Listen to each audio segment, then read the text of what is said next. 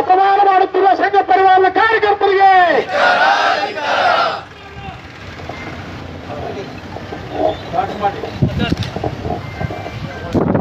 ನಾವೆಲ್ಲರೂ ಕೂಡ ಈ ನಡೆದಿರತಕ್ಕಂತ ಹಲ್ದವಾನಿಯ ಘಟನೆಯನ್ನ ನಾವು ತೀವ್ರವಾಗಿ ಖಂಡನೆಯನ್ನು ಮಾಡ್ತೀವಿ. ಪ್ರತಿಯೊಬ್ಬ ಕಾಂಗ್ರೆಸ್ನ ಕಾರ್ಯಕರ್ತ ಇವತ್ತು ಈ ಜಾತಿವಾದದ ವಿರುದ್ಧ, ಈ ಅಸಮಾನತೆಯ ವಿರುದ್ಧ ನಾವು ನಿರಂತರವಾದ ಹೋರಾಟವನ್ನು ಮಾಡಬೇಕಾಗಿರ್ತಕ್ಕಂಥ ಅಗತ್ಯತೆ ಇದೆ.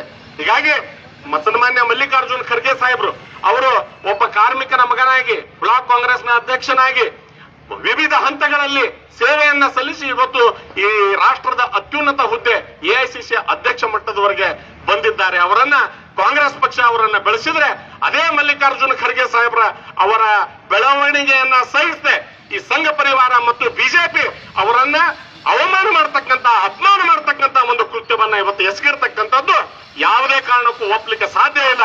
ಯಾರೂ ಕೂಡ ಒಪ್ಪಲಿಕ್ಕೆ ಸಾಧ್ಯ ಇಲ್ಲ. ಇವತ್ತು ಮೊದಲು ಹಿಂದೂ ಮುಸ್ಲಿಂ ಅಂತ ಹೇಳಿ ದೇಶದಲ್ಲಿ ಜನರ ಮಧ್ಯೆ ಬಿರುಕನ್ನು ಹುಟ್ಟಿಸುವಂತ ಪ್ರಯತ್ನ ಮಾಡಿದ್ರು. ಆಮೇಲೆ ಹಿಂದೂ ನಾವೆಲ್ಲ ಒಂದು ಅಂದ್ರು.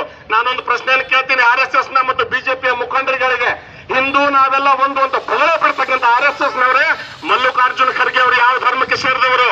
ನಿಮಗೆ ನಾಚಿಕೆ ಆಗಬೇಕು.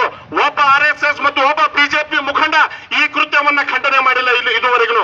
ಭಾರತದ ಪ್ರಧಾನಮಂತ್ರಿ ಈ ಕೃತ್ಯವನ್ನ ಖಂಡನೆ ಮಾಡಬೇಕಾಗಿತ್ತು, ಇಲ್ಲಿವರೆಗೂ ಮಾಡಿಲ್ಲ. ಯಾಕೆ ಮಾಡಿಲ್ಲ ಅಂತ ಹೇಳಿದ್ರೆ ಅದು ಅವರ ಮನಸ್ಥಿತಿ. ಹೀಗಾಗಿ ಸನ್ಮಾನ್ಯ ಮಲ್ಲಿಕಾರ್ಜುನ ಖರ್ಗೆ ಅವರಿಗೆ ನಾವು ಈ ಹೋರಾಟವನ್ನು ಮಾಡುವುದರ ಮುಖಾಂತರ ಅವರಿಗೆ ಮಾನಸಿಕವಾಗಿ ಮತ್ತು ನೈತಿಕವಾದ ಬೆಂಬಲವನ್ನ ಬಾಗಲಕೋಟೆ ಜಿಲ್ಲಾ ಕಾಂಗ್ರೆಸ್ನ ಪರವಾಗಿ ನೀಡ್ತಾ ಇದ್ದೇವೆ.